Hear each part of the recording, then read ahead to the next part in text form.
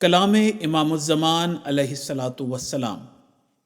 فساد اس سے شروع ہوتا ہے کہ انسان ظنون فاسدہ اور شکوک سے کام لینا شروع کرے۔ اگر نیک ظن کرے تو پھر کچھ دینے کی توفیق بھی مل جاتی ہے۔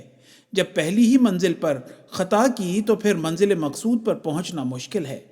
بدظنی بہت بری چیز ہے، انسان کو بہت سی نیکیوں سے محروم کر دیتی ہے، اور پھر بڑھتے بڑھتے یہاں تک نوبت پہنچ جاتی ہے کہ انسان خدا پر بدظنی شروع کر دیتا ہے۔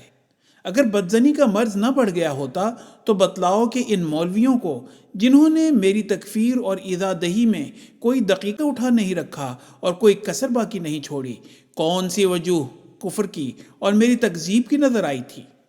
میں نے پکار پکار کر اور خدا کی قسمیں کھا کھا کر کہا کہ میں مسلمان ہوں، میں مسلمان ہوں۔ قرآن کریم کو خاتم الکتب اور رسول اللہ صلی اللہ علیہ وسلم کو خاتم الانبیاء مانتا ہوں، اور اسلام کو ایک زندہ مذہب اور حقیقی نجات کا ذریعہ قرار دیتا ہوں۔